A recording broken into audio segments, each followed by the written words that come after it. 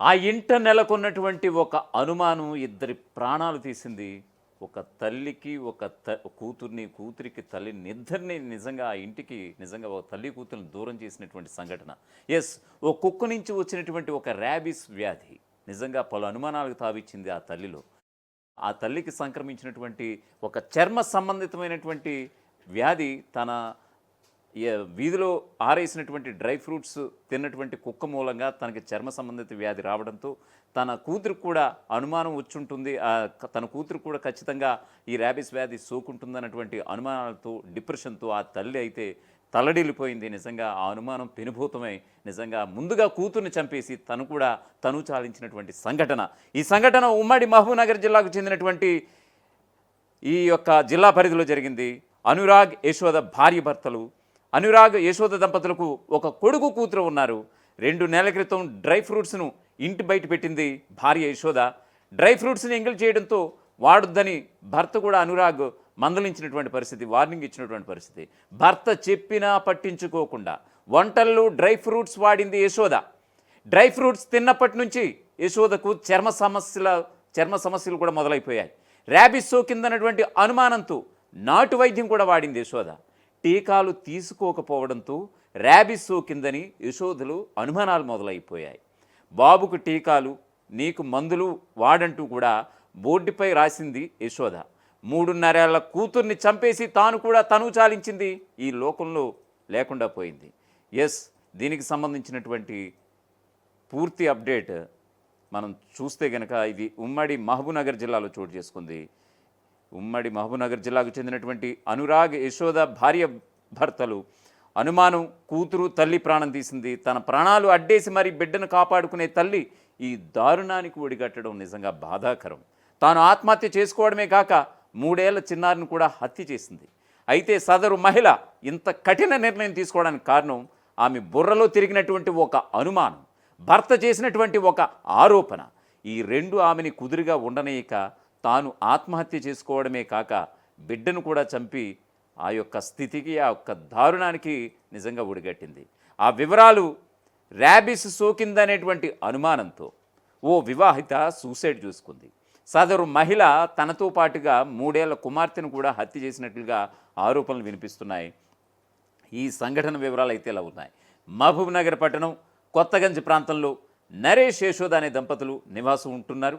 వీరికి అనురాగ్, అక్షర అని 2 సంతానం కూడా ఉన్నారు. ఈ క్రమంలో కొన్ని రోజుల క్రితం యశోద తన ఇంటి ఆవరణలో పల్లీలు, డ్రై ఫ్రూట్స్ ఆరబెట్టింది. అదే సమయంలో ఒక వీధి కుక్క వచ్చి వాటిని ఎంగిల్ చేసింది.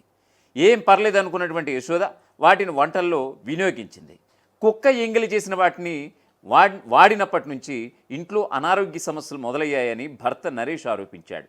దీనిపై దంపతులిద్దరి మధ్య వాగ్వాదం కూడా జరిగినట్లుగా తెలుస్తోంది.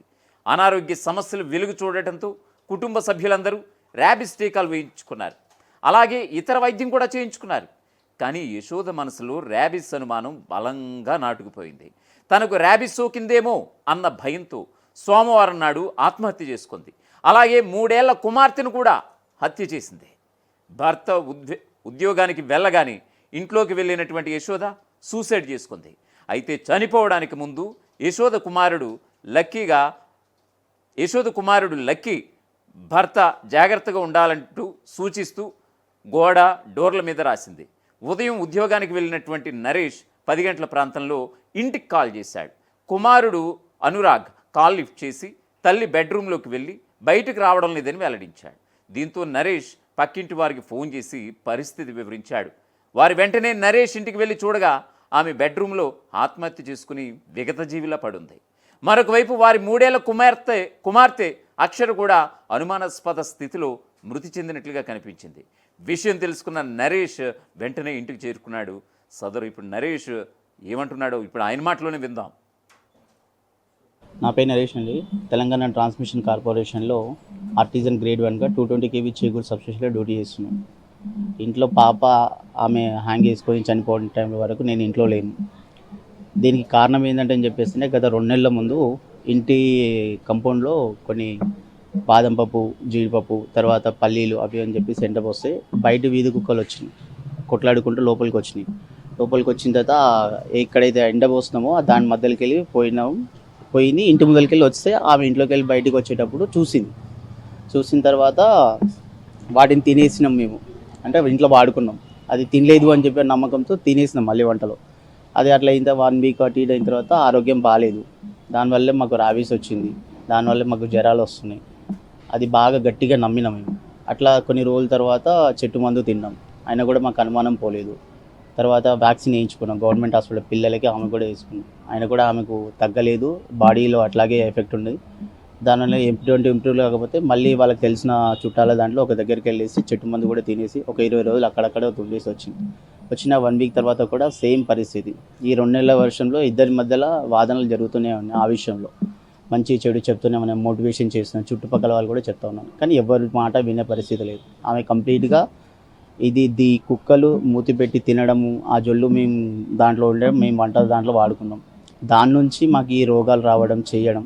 నేను ఉండలేను, నేను చనిపోతా, నా బాడీలో నాకు కంట్రోల్ అవుతలేదు, పిల్లలు సరిగ్గా తినట్లేదు, నేను తినట్లేదు, ఏదో ఒక రోజు నేను చనిపోతా అని చెప్పి అట్లా 2-3 సార్లు నాతో మాట్లాడుతూనే ఉంది.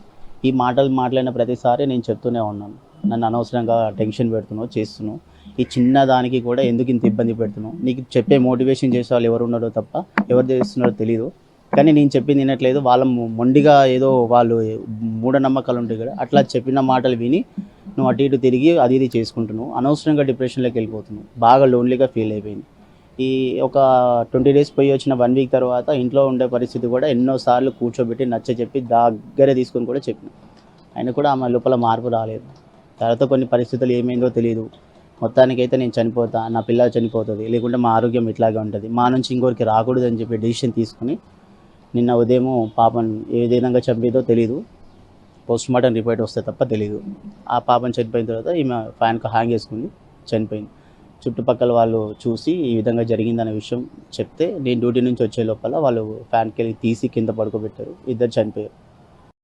ర్యాబిస్ వ్యాధి సోకింది అన్నటువంటి అనుమానాలతో తన బిడ్డని చంపుకుని తాను కూడా తనువు చాలించినటువంటి ఓ తల్లి, ఒక దురాగత ఈ ఘటనకు సంబంధించి పూర్తి వివరాలు మా జిల్లా కరెస్పాండెంట్ మణికంఠ పూర్తి అప్డేట్స్ ఇస్తారు.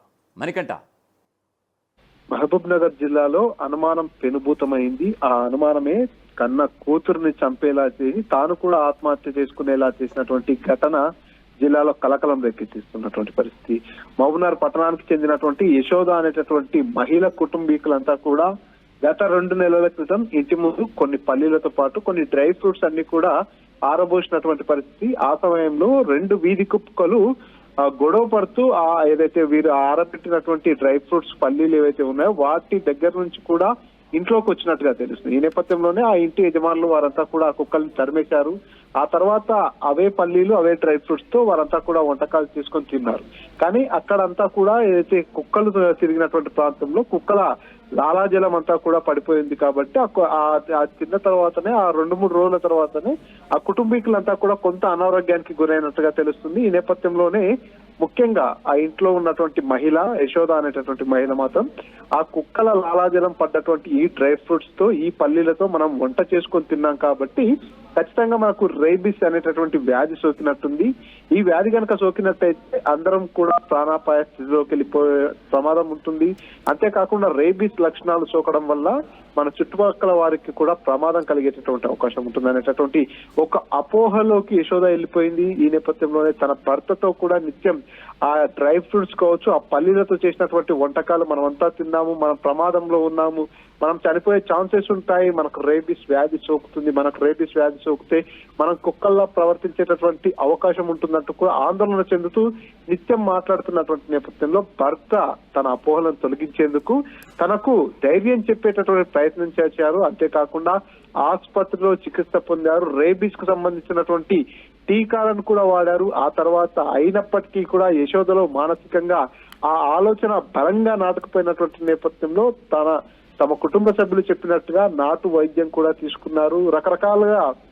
ఎన్ని రకాలుగా రేబిస్ కు వైద్యం ఉంటుందో, ఎన్ని రకాలుగా రేబిస్ ను చికిత్స చేయొచ్చో అన్ని రకాల ప్రయత్నాలన్నీ కూడా చేశాడు యశోద భర్త. అయినప్పటికీ యశోద మైండ్ లో మాత్రం చాలా బలంగా నాటుకుపోయింది. లేదు, ఆ కుక్కల లాలాజలం పడ్డది, కుక్కలు ఎంగిలి చేసినటువంటి ఆ డ్రై ఫ్రూట్స్ తో ఆ పల్లీలతో మనం వంట చేసుకొని తిన్నాం కాబట్టి నా లోపల ఇప్పటికీ సమ్ టైమ్స్ ఆ రేబిస్ లక్షణాలు కనిపిస్తున్నాయి, నాకు రేబిస్ సోకింది, నేను చనిపోతా అనేటటువంటి విషయాన్ని కూడా పలుమార్లు తన భర్తతో చర్చించింది యశోద. అయినప్పటికీ కూడా భర్త ఎప్పటికప్పుడు ధైర్యం చెప్తూ ఆ అపోహల నుంచి బయటికి తీసుకొచ్చేటటువంటి ప్రయత్నం చేశారు. కానీ యశోద మాత్రం అదే అపోహల్లో నిమగ్నమైపోయి డ్యూటీకి వెళ్ళినటువంటి నేపథ్యంలోనే తన సొంత కూతురుని ఊపిరి ఆడకుండా చేసి చంపేసి ఆ తర్వాత తాను కూడా ఇంట్లోనే ఊరేసుకొని చనిపోయినటువంటి పరిస్థితి. ఆ తర్వాత తన కుమారుడికి కూడా రేబిస్ సోకింది, కుమారుడికి చికిత్స చేయించు, రేబిస్ కి సంబంధించినటువంటి వ్యాక్సిన్ చేయించు, కుమారుడిని కాపాడు అంటూ ఒక నల్ల బోర్డుపై రాసి యశోద ఈ ఘాతకానికి పాల్పడినటువంటి పరిస్థితి. ఈ నేపథ్యంలో అక్కడంతా కూడా విషాద ఛాయలనుకున్నాయి. ఓ కుక్క ఎంగిలి చేయడం, ఓ కుక్క లాలాజలం ఆ డ్రై ఫ్రూట్స్ లో పడడం, వాటిని తిన్న కారణంగానే మనందరికీ కూడా రేబిస్ సోకింది. ఈ రేబిస్ అనేది చాలా ప్రాణాంతక వ్యాధి, దీనివల్ల రకరకాల ఇబ్బందులు తలెత్తాయనేటటువంటి అనుమానం యశోద లోపల బలంగా నాటుకుపోయినటువంటి కారణంగానే తాను ఆత్మహత్య చేసుకునేటటువంటి పరిస్థితి కలిగింది. తన కూతురుని కూడా చంపడానికి ప్రధాన కారణం ఇదే అంటూ కూడా యశోద భర్త చెప్పుకొస్తున్నటువంటి పరిస్థితి. ఏదేమైనా ఒక అనుమానం అనేది పెనుభూతంగా మారిపోయి కన్న బిడ్డను చంపేయడంతో పాటు తనువును కూడా సాధించుకోవడం అనేది పూర్తిగా జిల్లాలో విషాద ఛాయలు నింపినటువంటి పరిస్థితి. ఏదైనా ప్రతిదానికి ఈ రోజుల్లో కరోనా లాంటి మహమ్మారికే చికిత్స ఉంది, కరోనా లాంటి మహమ్మారికే వ్యాక్సిన్స్ కనిపెడుతున్నటువంటి ఈ రోజుల్లో కుక్క కాటు కూడా వేయలేదు, దాని ఎంగిలి తినడం కావచ్చు, దాని లాలాజలం పడడం కావచ్చు, దీనికి మాత్రమే ఆ మహిళ భయాందోళనకు గురైపోయి రకరకాల వారి మాటలు వినేసి అపోహలకు గురైపోయినటువంటి నేపథ్యంలో ఈ ఘాతుకానికి పాల్పడిందంటూ కూడా వారి కుటుంబ సభ్యులు కూడా చెప్పుకొస్తున్నటువంటి పరిస్థితి. ఏదేమైనా ఒక అనుమానం అనేది పెనుభూతంగా మారిపోయి పూర్తిగా ఆ కుటుంబంలోని ఇద్దరు వ్యక్తుల్ని చిరిమేసినటువంటి ఘటన జిల్లాలో విషాద ఛాయల్ని నింపింది. అప్డేట్స్ అయితే ఈ పరిస్థితికి కారణాలు ఏమిటి? ర్యాబిస్ వ్యాధి గురించి తెలుసుకునేందుకు యూట్యూబ్లో చాలా వెతికింది యశోద. అలాగే పిల్లలు జాగ్రత్త అని ఎన్నిసార్లు కూడా చెప్పింది. తనకు ర్యాబిస్ సోకలేదని ఎంత నచ్చజెప్పినా కూడా ప్రయోజనం లేకపోయింది. చివరికి తాను తనతో పాటు కుమార్తెను కూడా చంపేసిందని కూడా అక్కడ భర్త కుటుంబంతో పాటు స్థానికులు కూడా ఆవేదన వ్యక్తం చేస్తున్నారు, కన్నీటి పర్యంతమవుతున్నారు. ఇప్పుడు అసలైన తొలి వెలుగు. ఫాలో వాట్సాప్ @తొలి వెలుగు official.